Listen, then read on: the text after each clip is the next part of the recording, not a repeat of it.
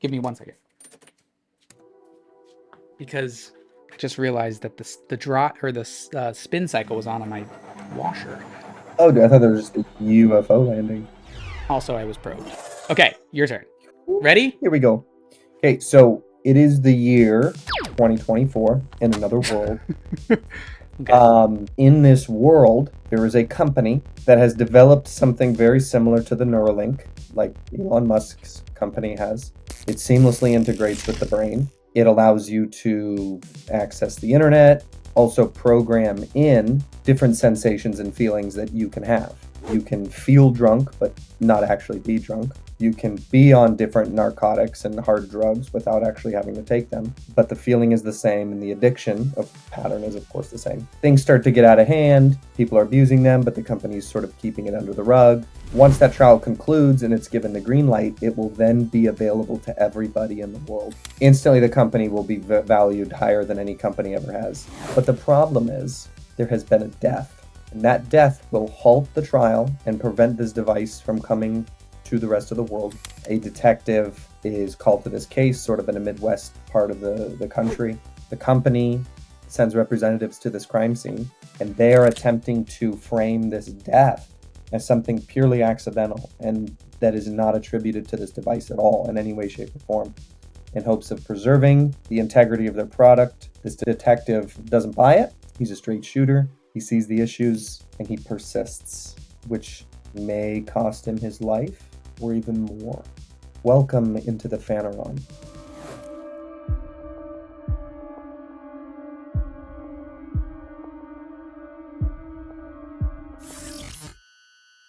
So that's the premise.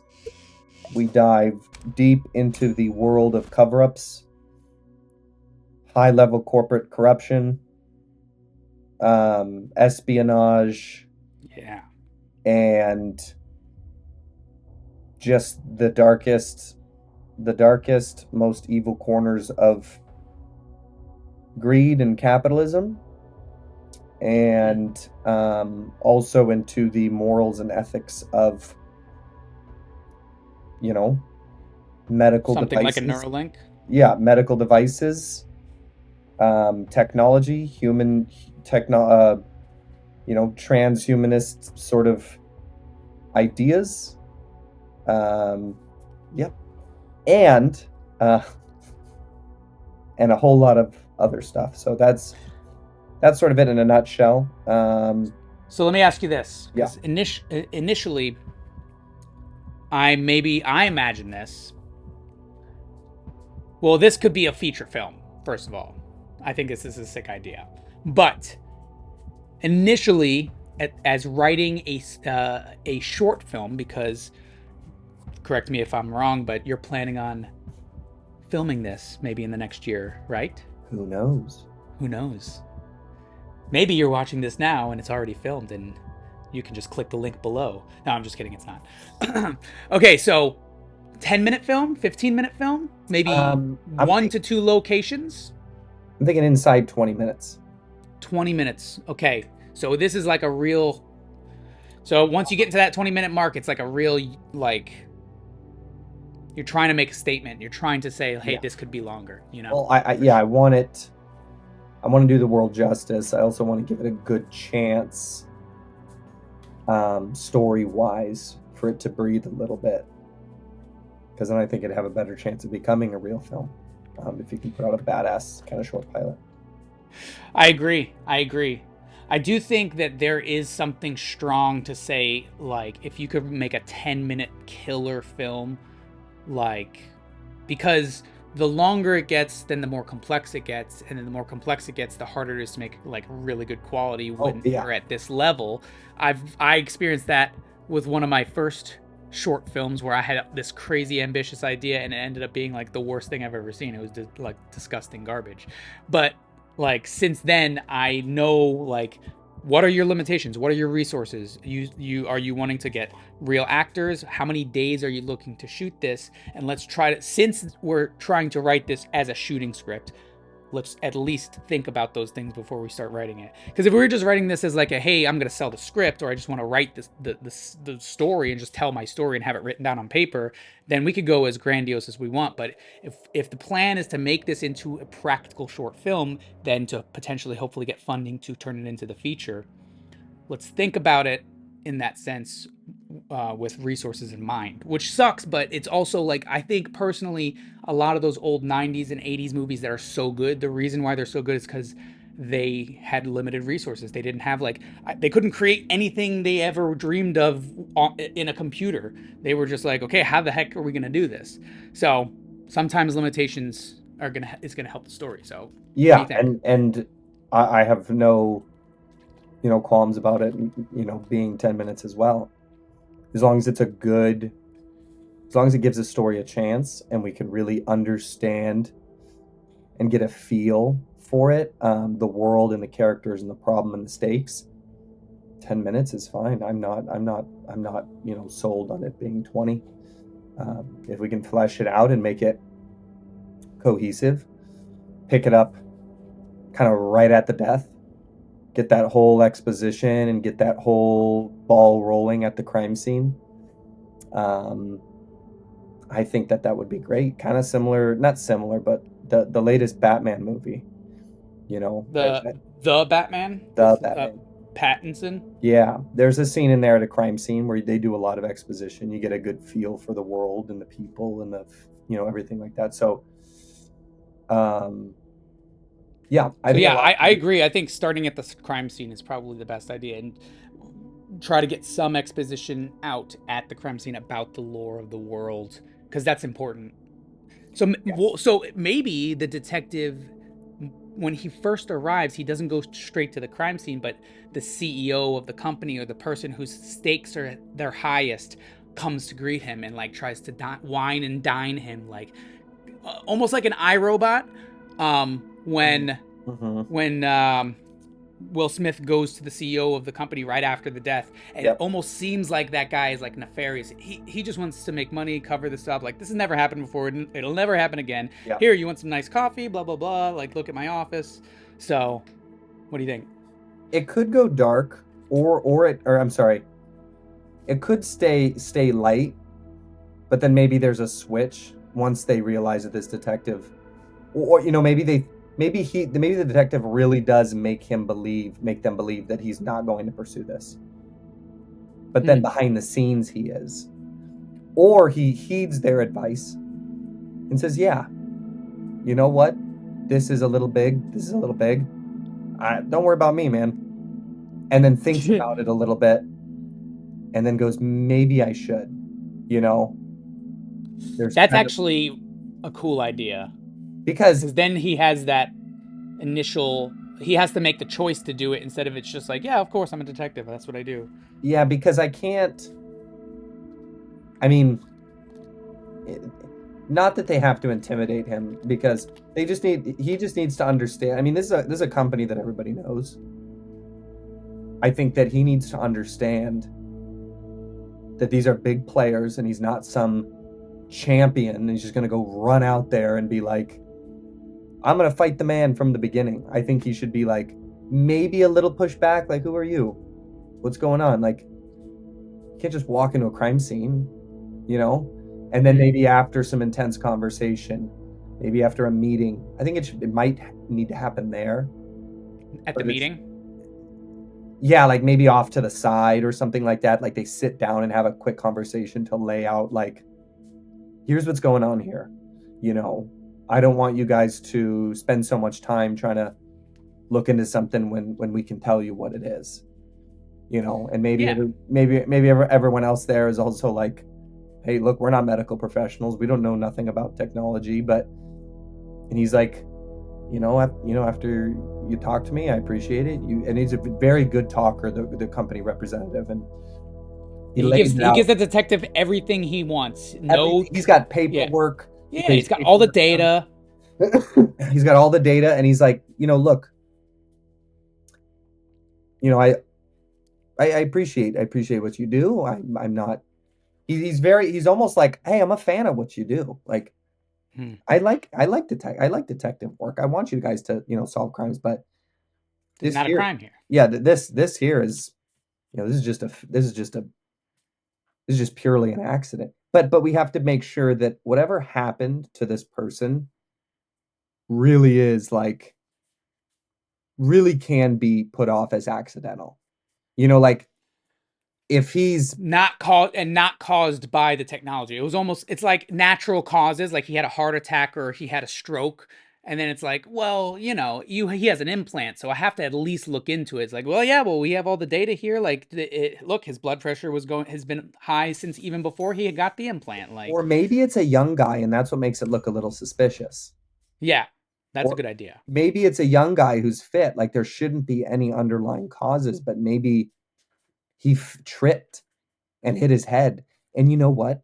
The interesting thing is maybe we include the fact that this guy was higher than a freaking kite, but there's no blood tests can prove it.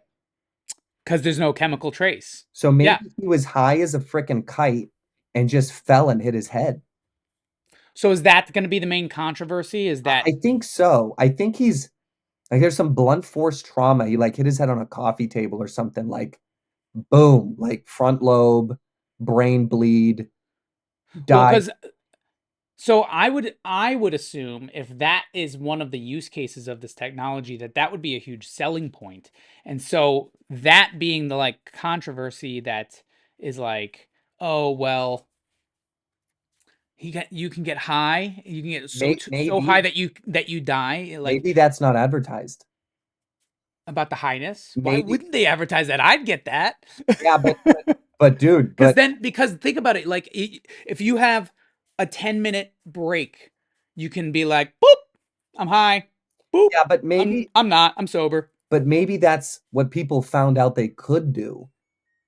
And maybe there's Hmm. like a programmer or a coder that started approaching these people and they would pay that guy a certain amount of money to unlock this feature in their hardware.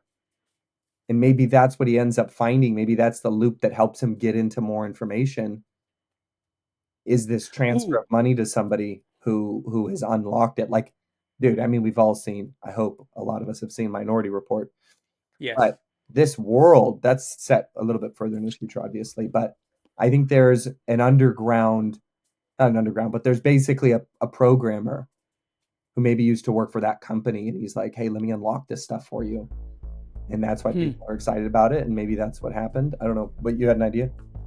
Well, I was gonna say, what if he uncovers the facts that these people are getting high and drunk and like heroin, like real hard stuff, and they have the ability to turn it off whenever they want, but they never do, because why would they? And this whole time they've only been monitoring like their health, like their brain health and all that stuff, to make sure the human body is operating normally. And because it's not a chemical, it doesn't like kill you the same way as a real drug would.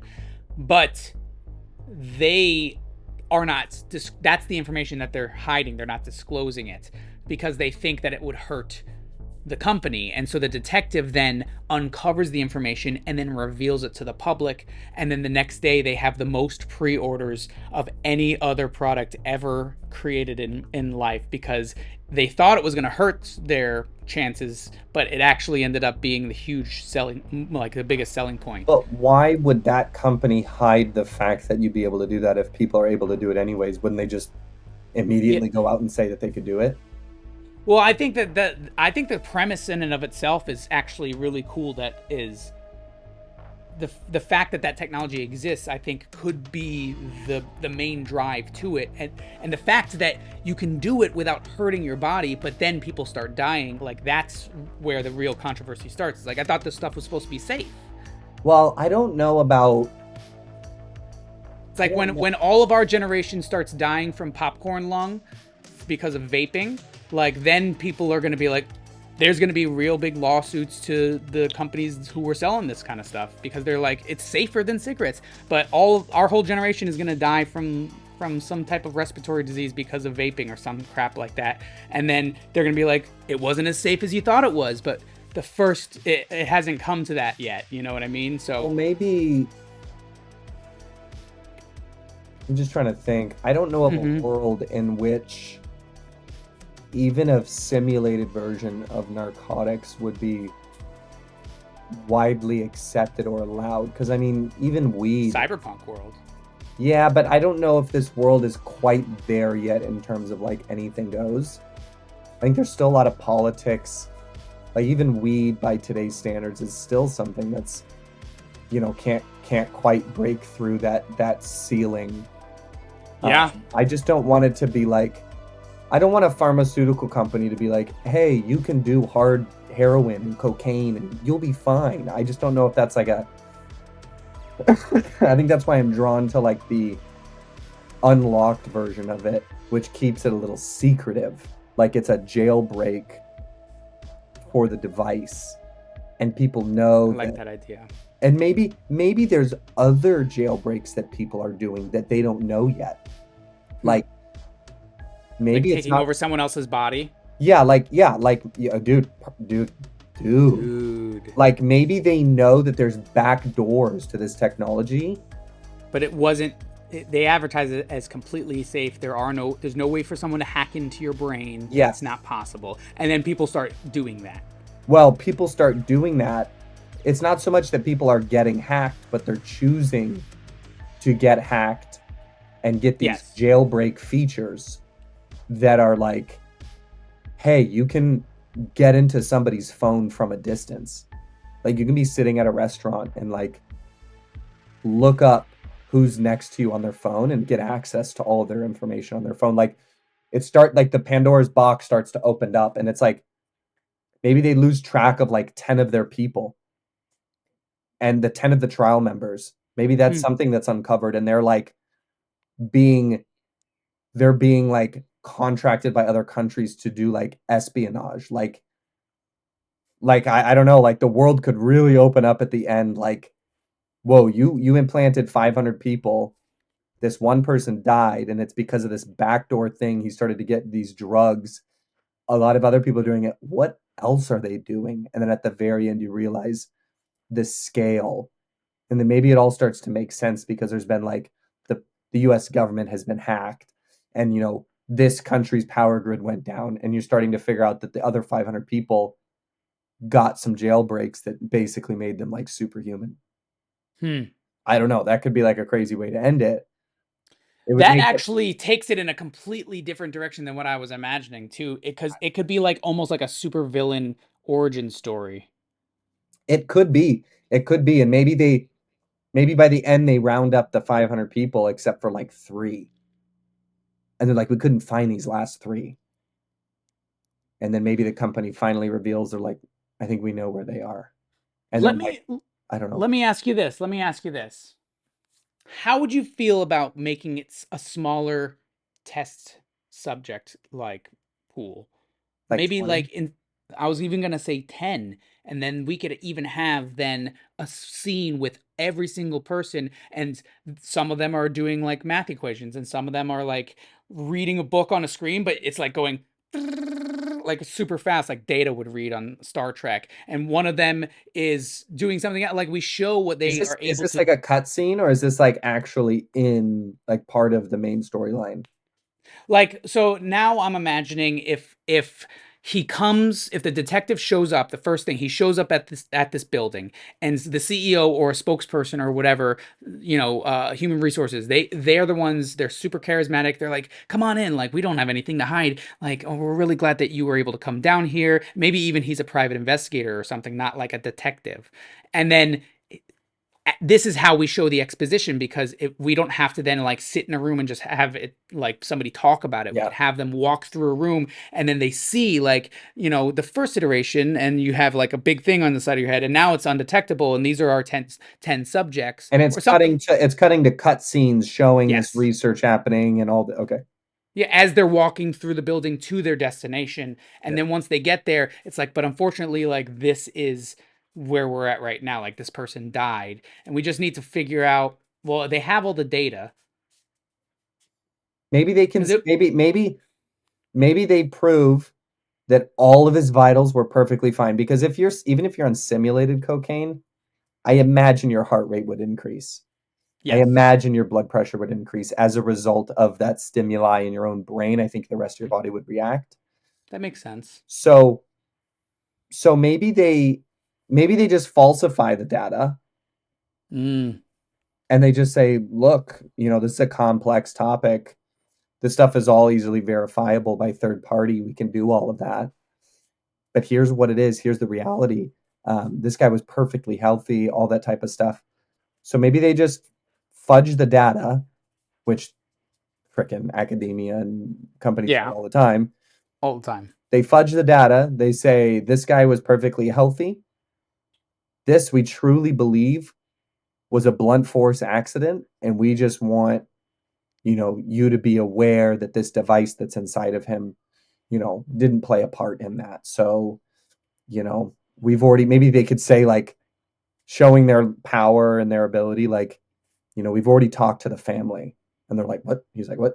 We've already informed the family of his passing, and it's We've unfortunate. given Like, them a stipend. yeah, yeah, you know, that even though this was an accident, we'll definitely make sure that his family's taken care of because this is a really unfortunate situation. But Okay, so then I think he is an actual detective, and they schmooze him in the beginning and show him everything, make him feel very comfortable, and then he sees the crime scene, and it's very straightforward. He fell, he hit his head. There's no evidence to show that it was a murder or anybody did anything, and then just a he freak has a accident. change of heart. He has a change, and he looks back, but we have to figure out maybe what that change is eventually. But like there is something that he thinks of or sees or notices that makes him take a second look. When he takes a second look, he actually looks into the data of the devices and what it's doing, and like Or maybe it's a physical. Maybe it's something physical. Maybe he looks back at some pictures. Maybe it's an accident. Maybe he's fully convinced, and he's like, you know what? Yeah, it's just a weird world we live in. And he's like maybe shuffling through some of the pictures the next day or the day after, and he's like, and he stops. Maybe he takes a closer look at something physical in the room, mm, or or we a bruise on him or something that was like he thought it was part of the injury, but it was actually from like weeks earlier. And so this isn't the first time he hit his head, and then he looks at like security footage and he sees him walking through the halls like like all drunk, and he's like, what's happening? And then he like it's like a rabbit hole after that. Yeah, I like the idea of other blunt force injuries. I don't want to make it seem like he's just fallen all over the place though, but maybe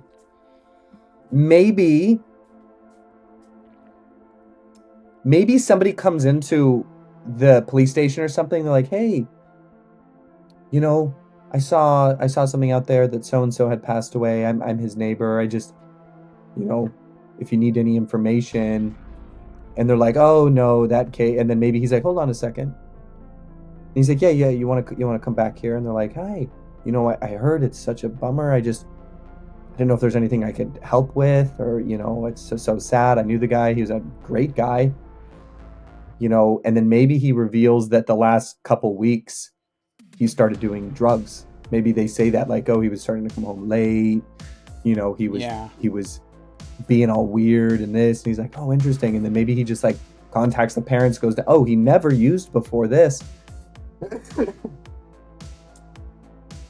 But then how do you take that to it's the device? Because it's a feature that nobody knows about. That's the thing, is it's because it's not included in the device. You have to be a hacker. You have to be able to open up that back door or purchase like it's not going to show up in blood tests. Yeah. There's going to be no paraphernalia throughout the house or in his car. Mm-hmm. It's going to be like, yeah, how, and even if the neighbor said, oh, he used to do drugs or he started doing drugs, it'll be like, and I'd prefer, if we're gonna reveal that information, I'd prefer to show it. And like obviously the first thing that came to my mind was security footage, because that's easy to fake. But like rather than having the neighbor say, oh yeah, he was doing drugs, like let's try to show the actual inebriation. You could show, maybe there's like Ring doorbell footage from down the hallway or something where it's like he's yelling and he's like getting aggressive and intense, and he's like not drunk, he's on something. Mm-hmm. No, maybe he is. Maybe he's very drunk. He's classic drunk behavior. Mm-hmm. That could be his drug of choice, and Yeah, that's just what he classic, doubles down with. classic drunk behavior. The night before he hit his head. And then maybe they go through the blood test and they're like, yeah, there was no alcohol in his system. Mm-hmm. It's like, what? Like, how's that even possible? Yeah, dude. Yeah, like, yeah, okay. That's actually really good. That's the breadcrumb that leads him. Yeah, and he's like, dude, look at, he's like showing his partner or something. He's like, dude, this guy was freaking blasted. And zero alcohol in his system. And as a detective, he would be going around asking friends and colleagues and stuff about this guy. Like, so that it makes sense. But I want it to seem like he really did take a step back. Like, hey, fully accidental, this sucks. Case closed. Like, I want it to be like the case is closed. There's no harm. And that's when that person comes in and is like, hey, you know, I live across from this person. I just came back in town and this is crazy. I just, you know, if there's anything I can help with, or I don't know what happened. Like, maybe they're just like a very proactive neighbor who's just like, hey, you know, if you need any more information about him, like, I've lived across from the guy for like 4 years. You know, he came to all my parties. I went to all his. Like, this is really sad. Maybe he just kind of hears him out. He's being a nice guy, and he's like, yeah, come on back. And he's like, you know, you knew so-and-so. Yeah, he's doing it more of just like a closure thing for that person since they were out of town. Like, hey, I was there. I'm so sorry for your loss, or, you know, your friend. And then that's when they're like, man, it's just crazy. Like, something happened to him, you know, a few weeks back, and he started drinking a bunch. And then that's when he looks into like, did he come home drunk last night? Like, I don't know. You could. What if we do the wife instead? What if we do what? The wife instead of a neighbor. A wife. Because it would make more sense that, like, the detective would probably want to speak with the family. And, well, actually, you said that No. the case is closed. The case is closed. So it has to be a happenstance. I don't know. I just feel like that doesn't feel natural. A neighbor coming in, it feels staged. Yeah, maybe if he goes to a bar and he like sits next to somebody and he's like, and he's just like, and the guy just starts talking about like life is short, man. What if he goes back to the apartment to take the caution tape off and to take the paperwork off the door, and Okay. somebody's down the hallway and they're like, That makes sense. and they're like, case closed? And he's like, what? Yeah, something like that. No, I'm kidding. You know what I mean? Like, hey, is that it? Like, is it up for sale? Did you put it up for sale? Or like, who's coming in, or something? I don't know. Maybe a guy's actually drinking. Maybe there's like a dude that. Well, but if he's concerned, if this guy's concerned with the drinking behavior, then maybe he wouldn't be drinking. But maybe he's not concerned. Maybe he's just a friendly neighbor that's like, you know, just saying like, damn, dude, like, another one bites the dust or something like that. Like, he's just saying like general stuff, and he's not really like alluding to that. And then the detective's like, poor guy, you know. Ooh, what if he even like holds up the beer and he's like, I guess this stuff will kill you eventually, huh? And he's like, Yeah. what do you mean? What do you mean? And he goes, dude, he was so plastered the other night, like the night he died. Or the night he died, like that guy came home, like, he was so plastered, and then he left. Can't hold his liquor, like, couldn't hold his liquor. And then the guy's just like, huh, that sparks the detective's like curiosity, and he goes back to the thing and he looks at the blood alcohol level and it's 0.000. And he's like, what? And then he's like, no, maybe. Yeah, maybe he's like, wait, no alcohol. No, he's got to know that there's video footage. Maybe he's like, how do you know he's coming home late last? Like, how do you know he was plastered? And he's like, did I freaking? My doorbell. Oh, he was singing from 100 yards away. My Ring doorbell picked him up. He's like, what? He's like, can I see? My Ring doorbell picked him up. Ring doorbell for all of your security needs. But maybe. Yeah, no, I 100% that. And maybe it's just the corner, just the corner of the Ring doorbell, just in a very distance. You just like this very grainy, digitally image of him being like, hey.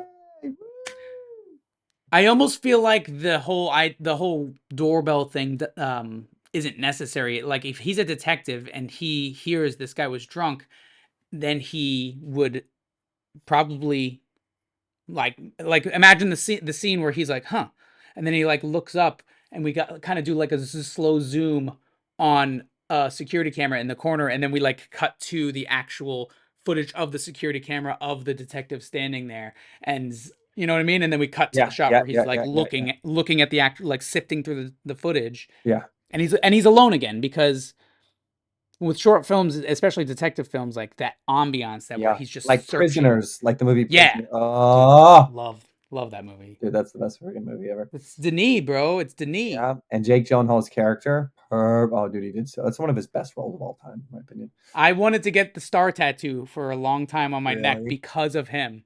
Yeah, and I cut my hair like him at one point, but then it started falling out. So I'm like, I guess it's gone. Yeah, well, you're better looking. So, anyways, so I like that. I like that. It'll keep the scale small, keep it a little easy to digest. Yeah, Now, and the pacing quick because it's a slow detective mystery. So we gotta. now, It's like a, question in that going back to the original crime scene and those representatives meeting with him and talking, do they take him off location? Do they like are they in the back of a nice car, like driving somewhere? I don't know. So let's think about the series of events real quick. Then Okay, we okay. start the film with Yep. he's being greeted by the charismatic businessman. He sees the introduction to like he sees the expositionary like walkthrough of the company. Do we see the accident in the very beginning? We could open cold I open with the actual accident Yeah, happening, yeah. and then you're like, oh, okay.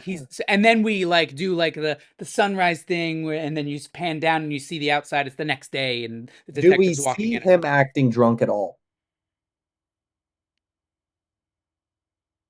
We could. Because then the viewer would be like, drunk guy hits his head. And then the crime scene happens, detectives show up, and the representatives are like, this was purely an accident. That would still make sense because he can still drink when he's on this thing. We don't know about the drunk part of the jailbreak part of the device. Yeah. But wait. Okay, so the drunk guy Okay, wait. If we're gonna do a cold open, dies. it has to be a tease, a setup for a payoff down the road. So if in his drunk stupor he reveals something about a bigger plot, like a terrorist plot that he's either not involved with, but someone else on within the because now like I'm imagining, like you said, maybe 3 of the 10 are actually like Maybe he says plotting to something to do somebody some. that's maybe he says something to somebody who's logged in or like there's nobody else in his apartment, but he says something like Because they can talk because they all have the yeah, Neuralink, so they can talk inside maybe their. he's like, dang, can't wait for that update, dude. Like can't wait for that update. Like I'm gonna freaking go wild, dude. Or they Is won't be able to he stop part of the after that plot? update. After that update, they're not gonna be able to stop us. Ooh, that's good. That's good exposition. And Um, then he boom hits. They don't know he's drunk. The blood so well, let me pitch this to you because if he's not involved in the plot, then the fact that he's getting he got this back door opened so that he can get drunk without getting drunk, and he's like super happy about it. And maybe it was done by someone else on the team who's actually like really computer savvy, who was able to do it, and that person is doing it because he's like, hey, let's distract all these guys with getting drunk so that we can then, me and the 2 other guys who are in this plot, work together towards something more maybe one nefarious. of the architects of the device also got implanted and then went AWOL. Ooh. Maybe the guy that Okay. designed it got implanted, went AWOL, and then the trial commenced. They brushed it under the rug, the fact that this lead scientist just is gone. And he is activating them. And he is going around to these trial members. The company doesn't like it. They don't want this. They have this loose cannon out there jailbreaking trial members. And then they're Wait a second. if he's out there and we don't know about him and he created this technology, what if it's not their choice that they're getting drunk? What if he just goes and all of a sudden now he's like, oh, what the? And it's like you wouldn't be able to comprehend that, hey, I was sober a second ago, unless it went back, and then you'd be like, what the fuck was that? But if you're sober and all of a sudden you immediately feel like you just drank a whole bottle of liquor, you wouldn't be able to comprehend what happened. You'd just be acting drunk. So maybe that happened to him, and then that leads to the breadcrumbs of like activating these people as if they were like sleeper agents. Instead of him interacting with them, But it's why? almost. But why would it just be acting drunk? Why wouldn't he like literally put voices in the person's head to go kill the president? Well, yeah. You know, like if he knows how powerful this technology is, why would he be just playing around making people drunk? Well, yeah. I mean, then that was the idea that one of them he just made him drunk, and he didn't really What mean to if? kill him, and then the another one he's actually doing the nefarious stuff with. What if the addiction and the lure of being able to feel that good with no side effects is enough for people to join him in whatever he's doing? Like, hey, do you want to feel what it's like to just be jacked on heroin, jacked on fentanyl, jacked So it's on almost like he's literally cult leader. He's taking people's senses and their desire to feel pleasure, and he's ramping it up. And he's like, Yes. hey, you're a sex addict? I'm going to make you feel like you're having a freaking orgasm for an hour. Oh. Hey, you're a former addict? I'm going to make you freaking plastered on cocaine for as long as you want with zero side effects. You'll hop right out of it. But he has to do it for them, so it's almost like a cult leader who's like, "Come on, man, Exactly. can I get another hit?" It's like, Yes. did you plant the bomb? Yes. Okay, you can have your hit then. But maybe it's not quite as like It could, well, because he has the implant, it doesn't need to be like a meeting up at a church or like a compound. He could be contacting them through the implant and no one would know. And then he could like tell them, like, would you want to feel drunk without actually being drunk? Or like, oh, yeah, prove it. And then he does it. And then they're like, whoa, I don't but know. maybe it's not so much like here, have another taste and put this fuse there. But maybe it's more like maybe he wants the trial to go through Mm-hmm. because he wants to control a million people. Mm-hmm. So maybe something went wrong in his attempt to mess with people, and now the trail is hot. Like it was a mistake. Like he was trying to keep it all under the rug because he doesn't want them to know what he's doing. So he's like, maybe So does he convince them or does he activate them like bots? Are they conscious or are they being controlled by him? yeah, that would be weird if it's like you're just living your daily life and it's like, hello, this is Peter, the inventor of this technology. And it's like, what? Maybe he meets with them. Like maybe he legitimately meets with them and has a conversation. Or maybe we're taking it too far. Yeah, we're thinking like feature film. Or maybe we're stuff. taking it too far. Maybe at the very end it's revealed that there's this larger plot, but maybe you just hear the guy say as he's drunk stumbling into his apartment like, dude, I feel like I'm living a dream. Like this is so cool, or this is like he's talking to somebody saying like, this is exciting. I can't wait to see what we do next, or something along those lines. Okay, so then we don't introduce this CEO or the founder character. We stay small. The controversy is he finds out that this person is drunk through the device, and then he then goes back to the people who were schmoozing him and he Wait, approaches them. how does he find that out? Because the guy says that Well, guy showed up drunk, and he doesn't find out. He doesn't find out, but he gets the hint from this neighbor that, hey, this guy was drunk. he was And then acting drunk.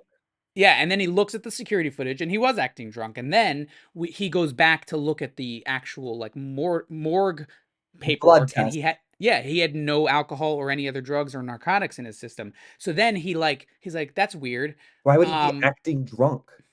yeah. And then so then he decides to maybe go back to the the crime scene or the office and talk to the person who schmoozed him earlier and say like, hey, is there a possibility that this device could have been affecting him and making him feel That's a something? That's a big leap. that's a pretty big leap because Well, it's a pretty big leap to say that you're going to put a chip in your head too, because I'm not putting no what if chip he in my head, Elon. what if he finds something in his apartment? Maybe he I was even going to suggest maybe that somebody else dies. let's keep it small. Yeah. Yeah, you're We right. don't need two crime scenes. What if You he finds something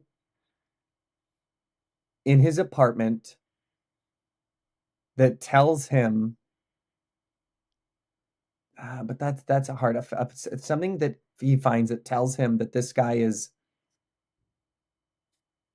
there's maybe there's just like written evidence like texts. There could be. So if I think that series of events is a good one though, like that he talks to the neighbor, he looks at the security footage, and then he looks at the blood levels, and then what then makes him make the leap to go back and talk to them? Like what does he find in the office? Like you said, texts or a written note or a video of himself. Maybe he consults somebody else that Yeah, that's isn't actually a good idea. the company. Maybe he goes to somebody like the mortician because they're doctors essentially, or Mm-hmm. whoever's doing the medical examiner, and he sees that there was no blood in his system, and he's like, No how does alcohol in that his blood. maybe he asks him, he's like, how is it possible that there's no alcohol in his system? And I'm not a doctor, but I have a feeling like the medical examiner says, well, if Maybe it's that chip. maybe he shows him the video and he's like, look at this guy. How is this guy not on alcohol? How is this guy not? And he goes, maybe he's just a really good actor. And then he goes, maybe the medical examiner says, well, it might not be in his blood, but it could be in his brain or something to that effect. And maybe there's another chemical that is released Hmm. when you're on alcohol that is releases in the brain, and it's only released when alcohol is present in high quantities. And so maybe he runs another Dopamine. test. Maybe there's something He's else. like, his dopamine levels are through the roof right Maybe he now. Like, says, I'll run what? some more tests for these three compounds that will be Well, we present. have to. I feel like we should like we should actually, if that is a real thing, like we shouldn't just make that up. If it's a medical phenomenon that actually is the thing that like solves the mystery, like we can't just rely on our creativity when it What comes to that. chemicals are produced in the brain when heavily drinking alcohol? Drinking alcohol alters the levels of neurotransmitters in the brain, which are chemical messengers that control behavior. Okay. Dopamine, but that could just that's a common one across the board. Yeah. Serotonin. Okay. Maybe there's gamma aminobutyric acid. Alcohol increases the effects of GABA for short, an inhibitory neurotransmitter which can cause slowed movement, slurred speech, and slow reaction time. Maybe that's the Hmm. one. He goes, and there is high levels of aminobutyric acid, which is not going to be present in these quantities if somebody's brain. If somebody, If yeah, somebody's brain thinks it's is on, sober. no, if somebody's, yeah, it's not going to release if somebody's sober. It's only going to release in these quantities if somebody is heavily drinking, or if at least their brain thinks they're heavily drinking. Boom, and then that's the ticket. And then, yeah, Not because when they him talking actually about the are. brain. Not when they actually are, but at least only if the brain thinks it is. And that's what triggers the connection Boom. in his brain. He's like, the brain. Like, And the the medical intellect. examiner's like, what is this? And the detective's like, no. Do not tell anybody about this.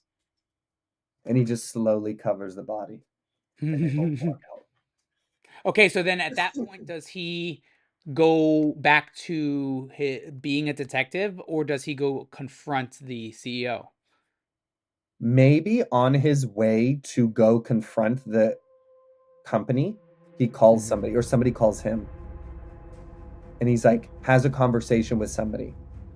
And they're like, dude, if you're right, you better be careful. Like, this is the biggest company in the world. Like, this is about to be the most wealthy company in the entire world. Like, you need to really... Maybe it's an anonymous call from Alex Jones.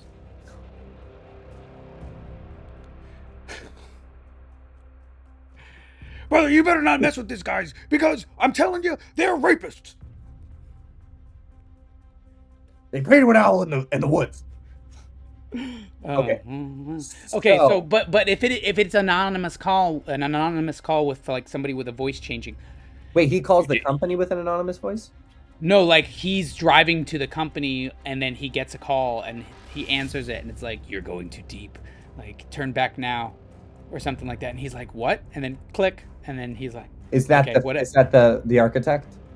Maybe. So like, because I'm imagining, once again, at this point in the film, we're already at least between 5 and 7 minutes.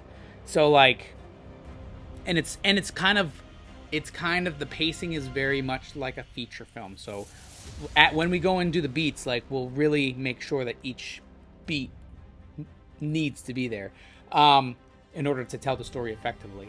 But it needs to really get we have to, I think, now think about not necessarily the beats, because I feel like we've gotten that first act really down. So now that second act is the hardest part, that has action and espionage and conversations and stuff to get to the conclusion, which is going to be he finds out that there's a deeper like plot or something else, but maybe we find out and it's like a cliffhanger, but still this story will be a complete story, like a story arc. And then at the end we see a cliffhanger about like the larger plot, like maybe even there's I got it. some type of a terrorist attack. Okay, tell me. So what if he has his moment of internal dialogue? He figures this out and he goes home to his wife or a friend or a dad, I don't know. And maybe he talks vaguely about the situation that he's in and asks what they would do. Maybe he says, you know, what if you had information that could save a lot of people's lives, but you'd risk your own? I don't know. Or, Yeah. I'm afraid that what I just discovered... Yeah, but why would he be afraid just yet? I feel like he wouldn't be just yet. He just found out, okay, so this device can make you feel drunk.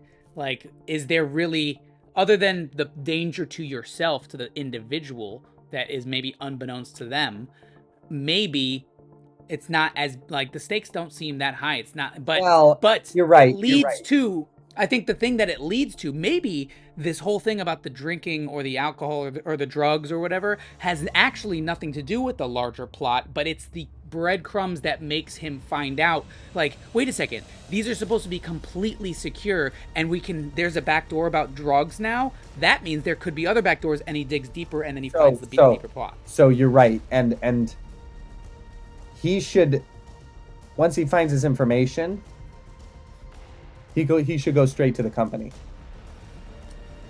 Yeah, and so he And says, hey, yeah, yeah, so he says, like, hey, so this person clearly wasn't drunk, but I have evidence to say that he was. And so the only logical conclusion is that your device made him feel drunk, and that's not a feature in your device. So what happened? And then how do they get to that conclusion? Though maybe it turns tense. I love in movies. I love, and hopefully you do too. But but our taste is the same, Peter. So of course you will. Yeah. I love the moment where they're like, "Hey, yeah, welcome back. Did you have any more questions about stuff or any? They're like very welcoming, just like they were in the beginning." And And then it just like, but in a way where it's like, yeah, do you have any more questions about what's going on? Hey, you want a drink? Get him a drink. Get him a drink. And they sit down, that's perfect too. and he's like now he's like kind of like nervous because they're being so nice. He's like, I'm about to burst their bubble, and they're like, yeah, what do you got? And he's like, well, I found something interesting about this. And then the guy looks at it and he starts telling him, you know, heard from a neighbor that he came home real drunk. And you see those little bits break off of happiness break off as he explains each thing. The guy said he came home drunk last night, and I didn't believe him, but I did see footage. He was drunk. He had no alcohol in his system. How's that possible? And the guy just like leans back and he's like, I don't know. and then he says, so we ran a couple more tests, and it looks like there indeed was no alcohol in his system, but his brain did think that he was drunk and released a lot of this, freaking GABA. gamma amino, basically GABA in his brain. And I thought to myself, there's no way that that's possible unless his brain thought he was drunk. Do you have a feature in your device that makes people feel like they're drunk? And I like the tenseness, but then I also like the like, what kind of reaction is that? Which is,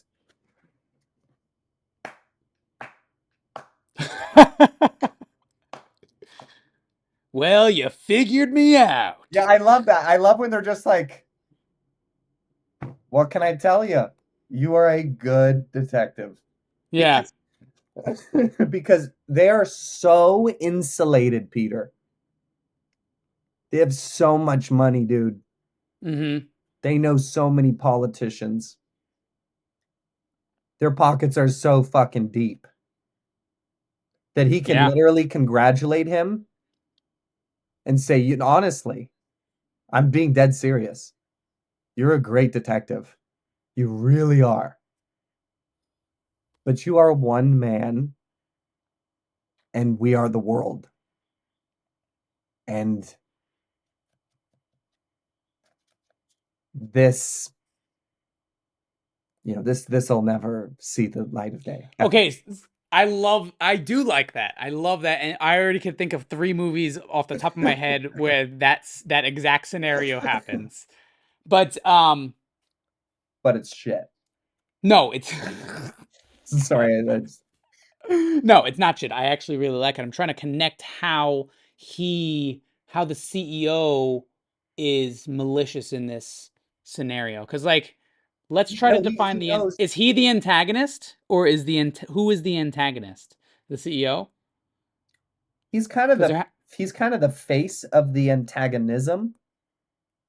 but there has to be. But I think that we don't know who the antagonist yet is, which is the architect.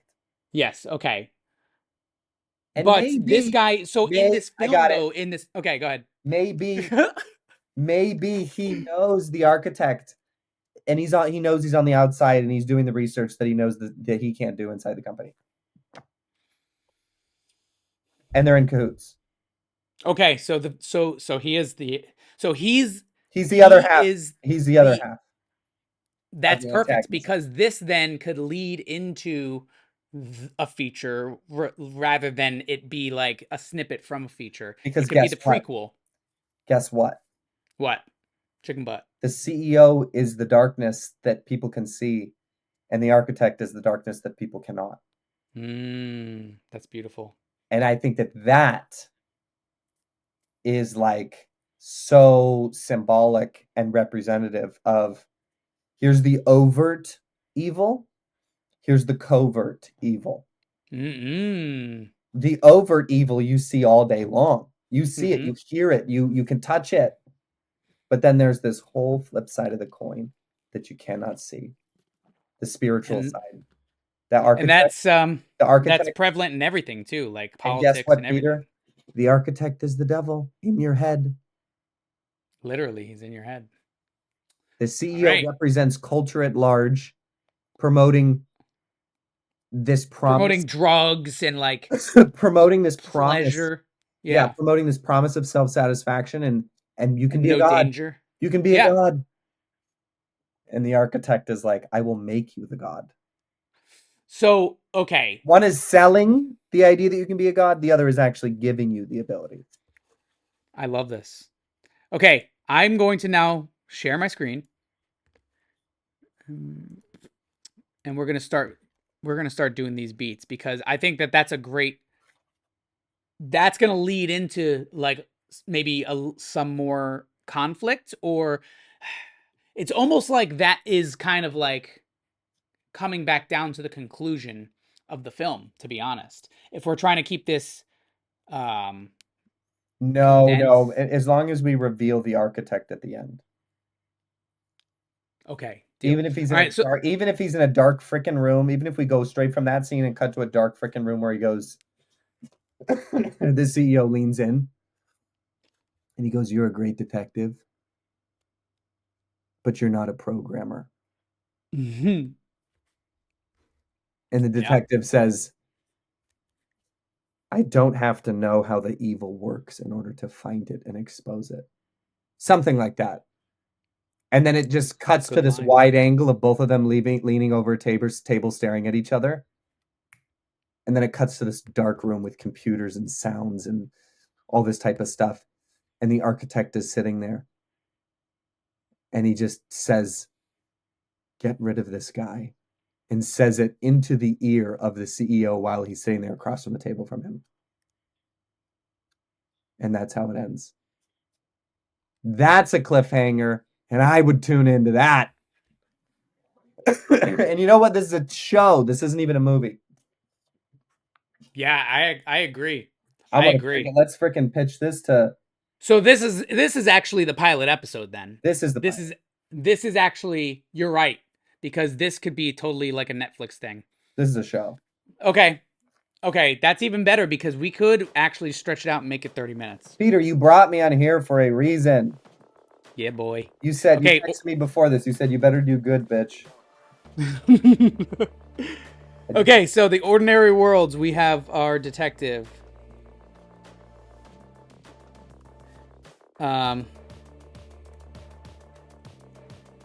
He goes to a crime scene. Well, actually, that's not the ordinary world. The ordinary world is... Yes, our detective goes to a crime scene just like any other day.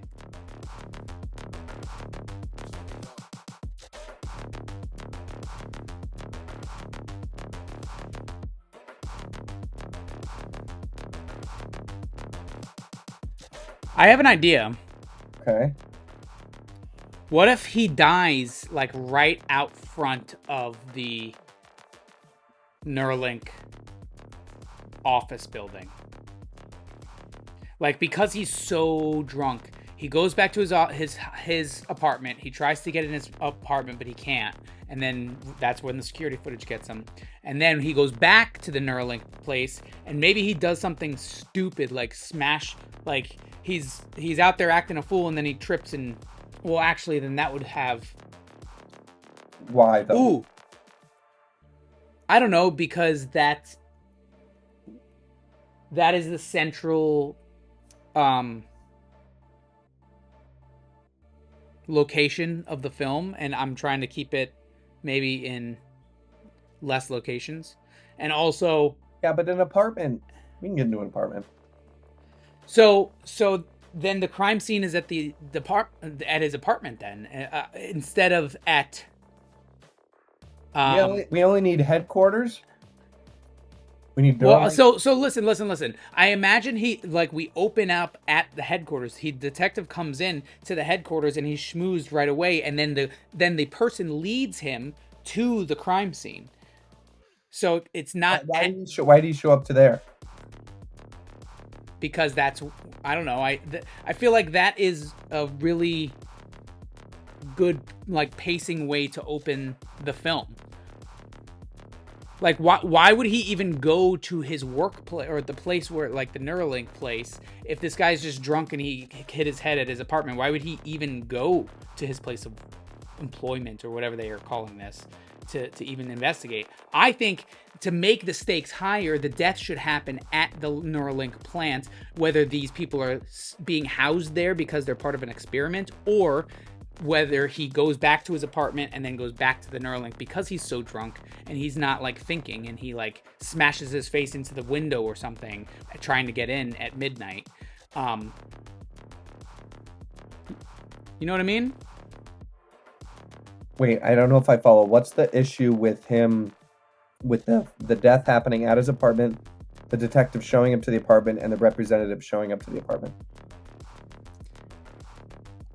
Because weren't we gonna have a walk and talk scene where the representative is walking the detective They're through gonna the they're gonna facility? put him in their company car and drive him to the headquarters. That just seems like a waste of time and screen time to me, rather than just having everything occur at one place and then staying at that place. But they'll be explaining it the entire time. But I don't want to hear somebody explain something. I want to see something happen.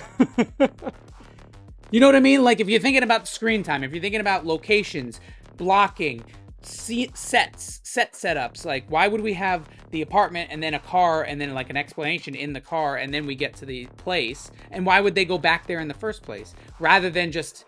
To me, it just makes more sense from a story. It happened that night.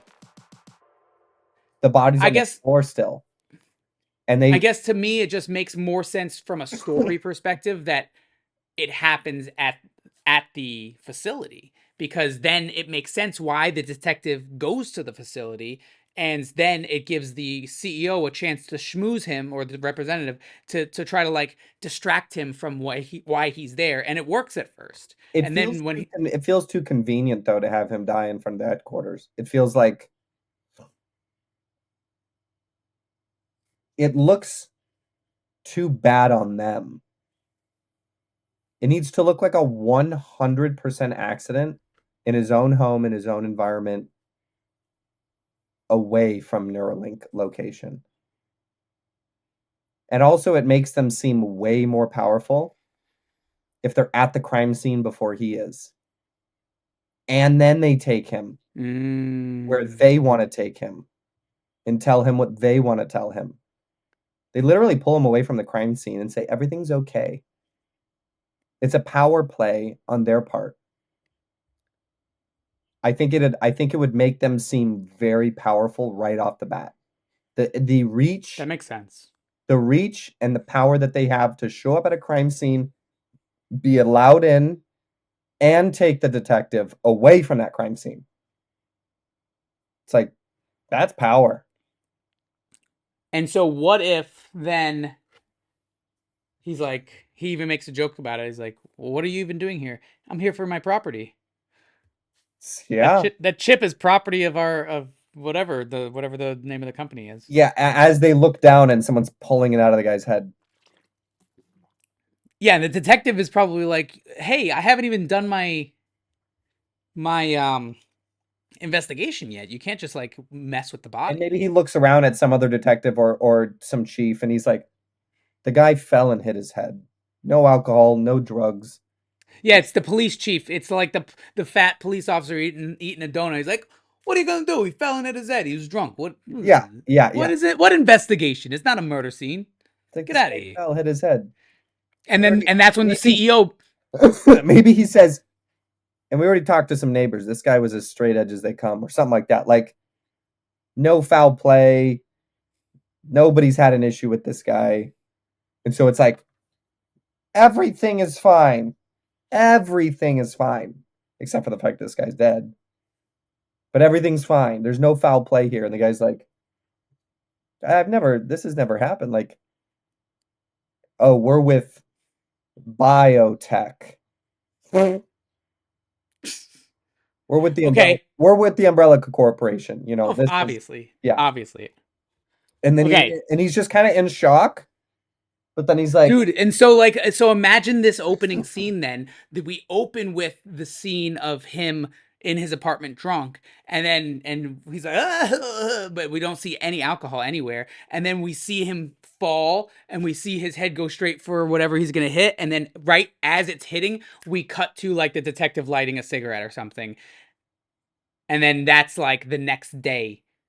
It'll say like 12 hours later, and the detective's lighting a cigarette, and he's outside, and it's like raining or something, and then he like smokes it, and then he goes in, and he's at the crime scene. what if it And cuts? What as if he's it, walking in, like you said, we go like he opens the door, and we cut to a close up of like a chip coming out of somebody's nose or something, like it's being.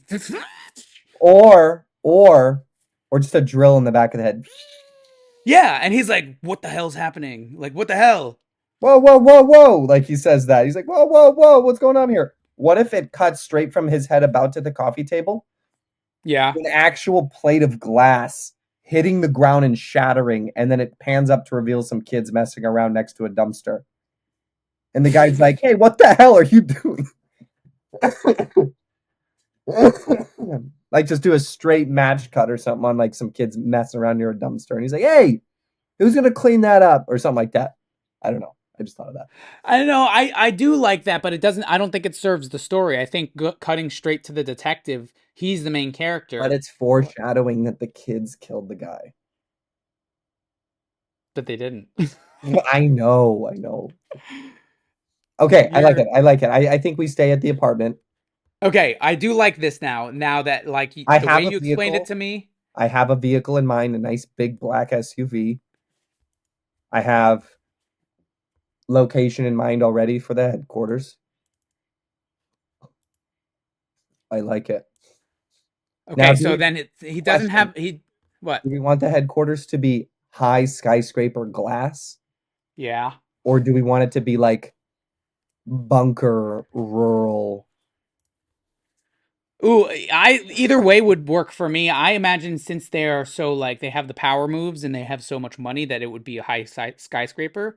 But since they're doing like kind of scientific experiments, it might make more sense um that it's underground. And maybe he didn't even know because if you're thinking Midwest, like they're driving and then they pull up to just like an outhouse, and he's like, "Where are we?" And then he's like, we're here." And then he like turns the thing and opens the door, and then we cut inside, and they walk into the to a facility. I could easily do that match cut in After Effects. Yeah, if we're gonna be a little more Midwest, I think we gotta. We It's got can't to go. be a bunker. Yeah, we can't go skyscraper with it. That'll be easier to film anyway because we can make a garage look like a bunker, right? But we can't make a garage look like a skyscraper. We'd have to go Yeah, rent a but we set. can get into. But we have access to skyscrapers. Yeah, but we'd have to go to a set. We'd have to go to a location rather than building a set. And because think about it, it's an independent short film, so it might I take know, but you. dude, you'd be surprised if you freaking ask people. Well, I'm thinking about shooting days. If you have to film, let's say 6 days at this location, how much is that going to cost? No, And that, no, no, no. It wouldn't be 6 days. but imagine, but if it's built in your giant garage, if there's just a set that looks like a really cool bunker, and there's just two different angles No, that you can I'm do, gonna you want to shoot on location. I'm not building anything. all right. All I, right, all right. Well, I you can have it for months though. Like that's what I'm saying is you can bring no. the actors back when they're available. or for No. reshoots or anything like that. Hey, if this pilot turns out, I want to go balls to the wall. If this pilot turns out good and people like it, I want, you know, I want people to see the full thing. I want, and if we shoot the right amount of coverage and we have it all dialed, I think we could shoot this pretty damn fast. I agree. I think I it can be agree. done very, very, very quickly. I like no more than 3 days fast. Um, yeah, like 3 full days, but 3 days. Okay. The stunning surprise in this film is uh That the device can get you drunk. yeah.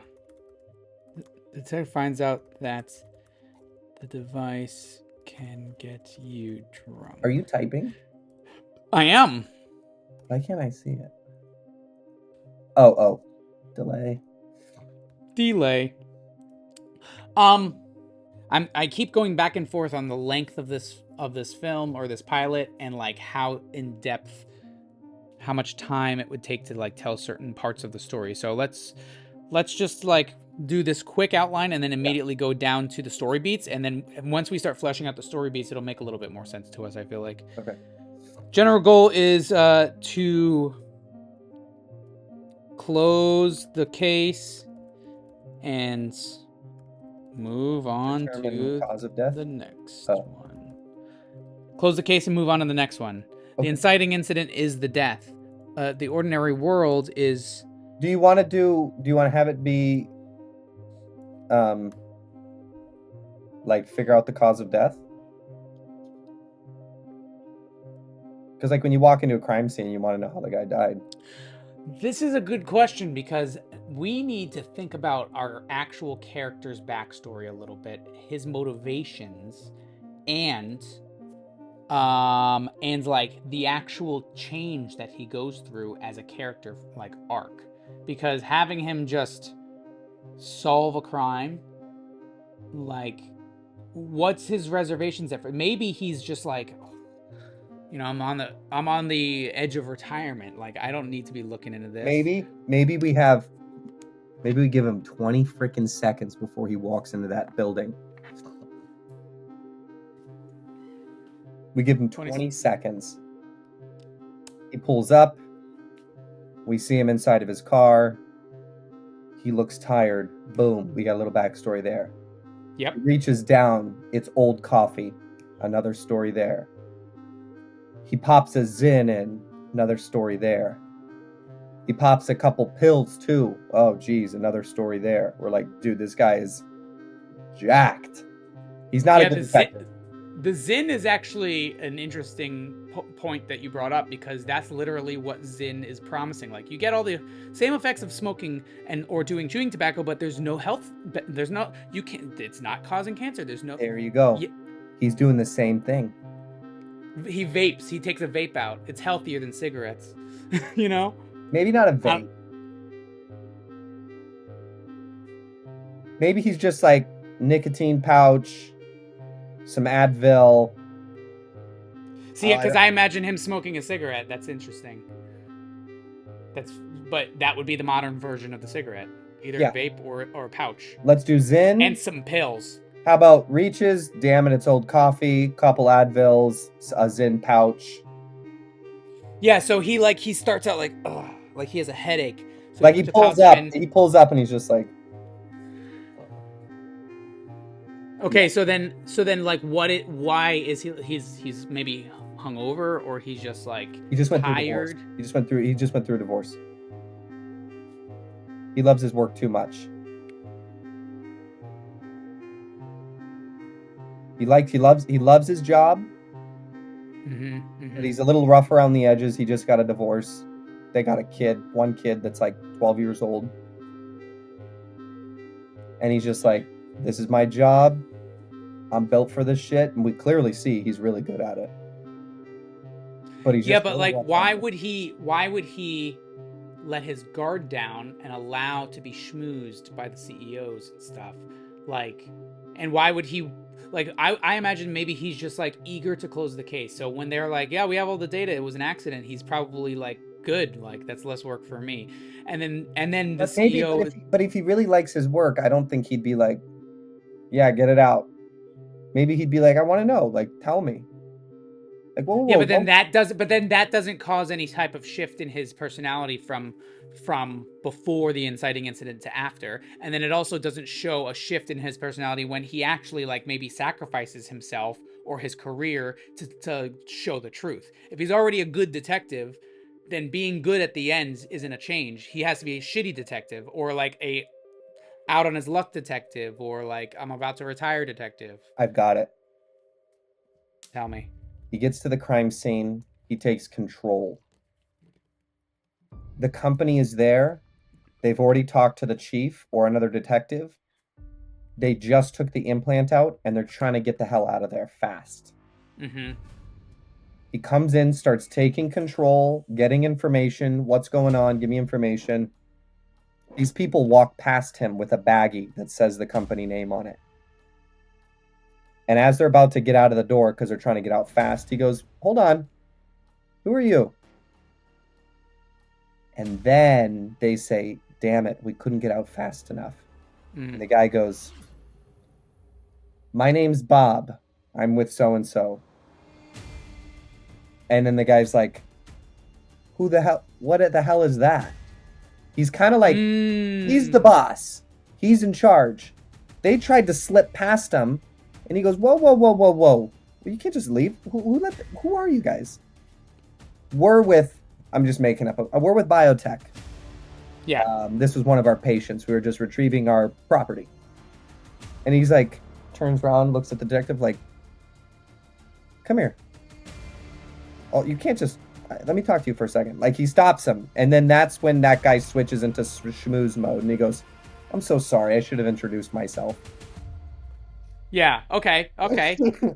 And so you have a strong character that's good at their job, has motivations, is a boss, he's a man, he's going in there, it's a freaking crime scene, there's a dead body on the floor. You can't just come in here and freaking steal chips out of some dude's head. You gotta talk to me first. They're like, okay, I'm sorry. My name's Bob, I'm with biotech.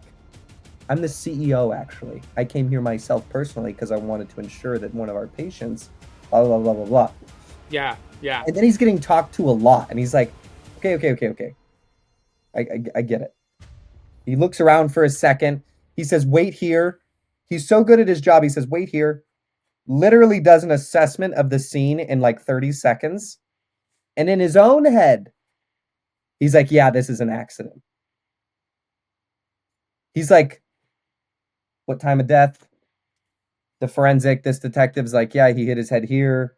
His shoes were untied. You know, no sign of alcohol or drugs. Initial swabs came back negative. Boss, this just looks like a real sad accident. And he's like, okay, wrap it up, clean it up, finish what you're doing, get him out of here. And he turns back, he turns his attention back to the people. The crime scene is an accident. He is convinced himself, just for the moment. He gets reassured by his people, who were just probably reassured by biotech. Yeah. And he's like, okay, now tell me more. Then you have him, he's kind of like, I did my job. I stopped you from leaving. I gave myself a moment to look at the scene because I'm really good and I can kind of see, yeah, this does look like an accident. Now you have my attention. Now you can tell me more about who you are. And he goes, do you mind if we take you to our headquarters so we can show you a little bit more about what we do? And he looks at his watch and he's like, where the hell not? I don't know. It's his choice to go. They reassure him. It's almost like a tour. He's like, oh, yeah, that was an accident, and you guys are a cool company. So that it's like just another day. Yeah. Which is also a storytelling. This is just another day. This is just another day, and boom, look what's fell in his lap. So, and guess what? They almost got out of there, and he wouldn't have known. But he stopped him because even just his personality of wanting to command the scene made that interaction possible. I don't think I this do like. complicates anything. I think it actually, I mean, I'd like to get your input on it, but I think that it would be a great way to build him up and make that interaction seem a little bit more legit and less staged. I think that I like that idea. I'm just trying to wrap my head around how he would change throughout the film.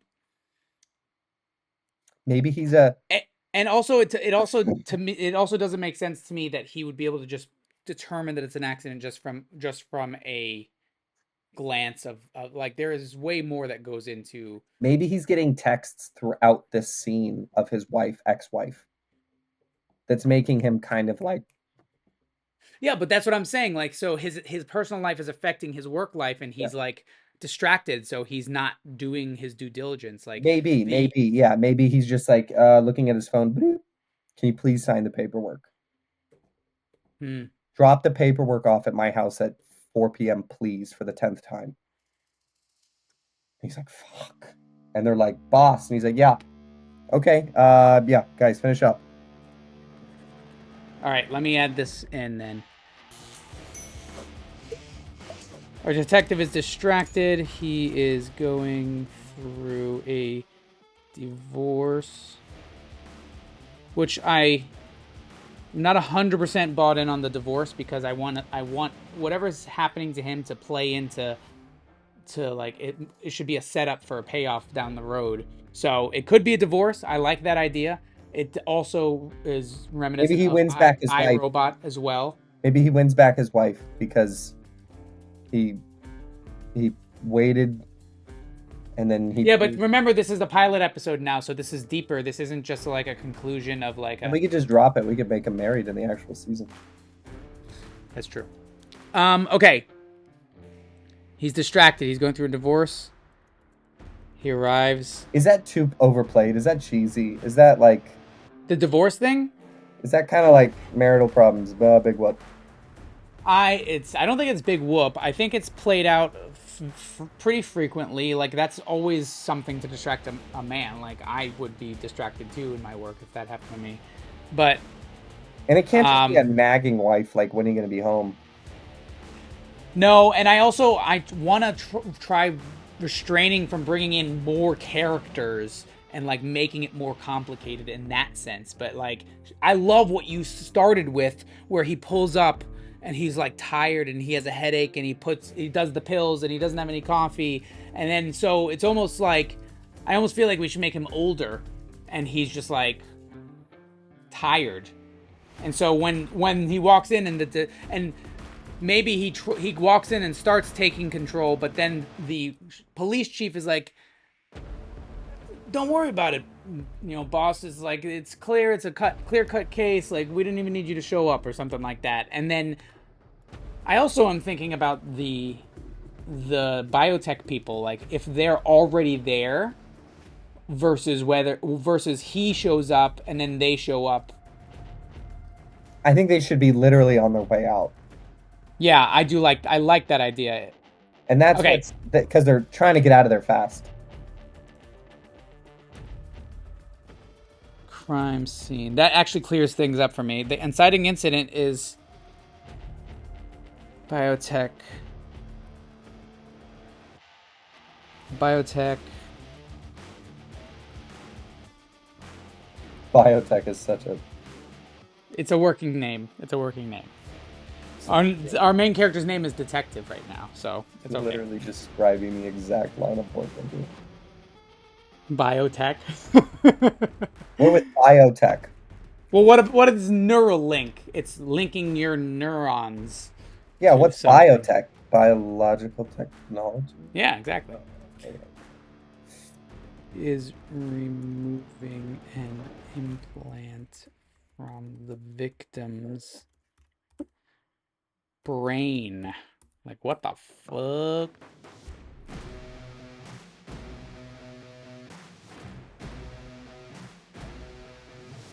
How deep are we going? I say we skip this basic outline and we go right into the beats because we've really fleshed it out a lot. Yeah, and then after we get the beats, we can go back. And yeah, obviously we only have like 15 minutes, so I want to really get these beats. So, Okay, here we go.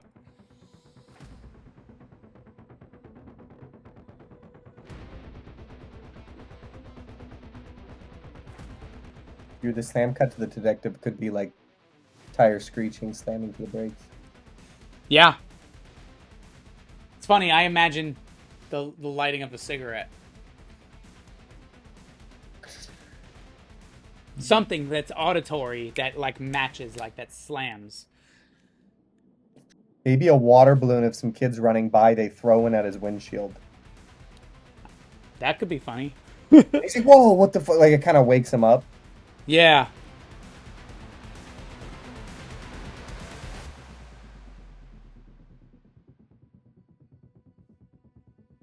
That's kind of what gets him out of the car, too. Yeah. Like, he's in there trying to wake up, and then the water balloon hits. He's like, I like where this is headed. Yeah, same. Dang, dude, we freaking hit the nail on the head every time we freaking come up with a story, huh, dude? Well, I we have. don't think we've had a miss. Yeah, I don't know. I A don't think lot so, of this, man. Hard work. a lot of the stuff we've come up with has been like really good. Like I've really liked. Really good storytelling. We work well together for sure. Yes, because you actually know what you're doing. This is, well, you do too, but I'm here to guide a little bit, you know. Yo, dude. I studied this for like for years. Yeah, This is the thing that I, you're because I don't have definitely to, holding my hand. well, when Well, I'm I definitely have, holding your hand. well, we're holding each other's hand, Oh, sweetheart. Well, and anytime I pick up a camera, I'm like, Daniel, help. Like, Daniel, you just do this. I'll write the story. You just film it, man. dude, And you're then we'll like work together camera, in the edit. video, camera, take video. Start recording. How come Sora it's not AI. working?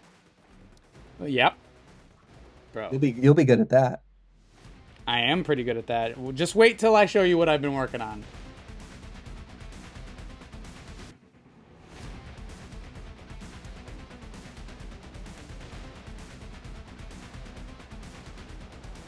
Okay, now I'm questioning. And now I'm questioning whether we should actually go back to the office. I think that maybe he should conclude that maybe he says, "Here's my card. Like, come to the office if you need like any information, any data on this guy. Like, we have it all. We have all of his information and the body person, the guy who takes the body. Like, he's obviously going to go and inspect the body, but he also has this access to this. And then that's when so that way he's at the apartment already, and as he's leaving, he sees the neighbor. So that way we don't have to come back to the apartment. What do you think? And then that would lead directly into the stunning surprise, which is the fact that he was drunk, even though he wasn't. Let me process that for a moment. Okay. How are we going to get all the exposition on what the company is and what they do? Is he going to watch a video online at home?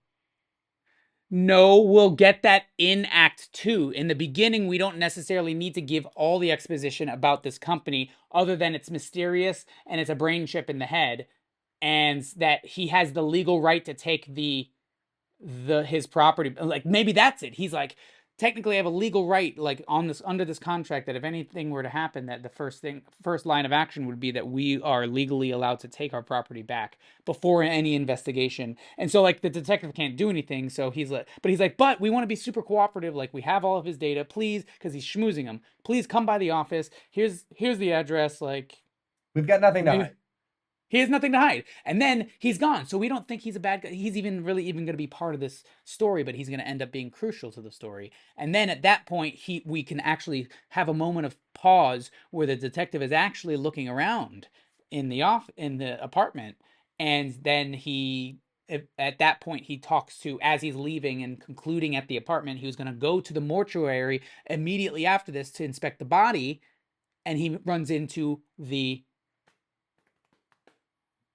neighbor, and then that kind of triggers, like, then when he does get to the mortuary, the first thing he's going to check is the alcohol levels, because then I feel like it's just kind of like it's naturally playing out. When We're does he not check? When does he check the security cameras?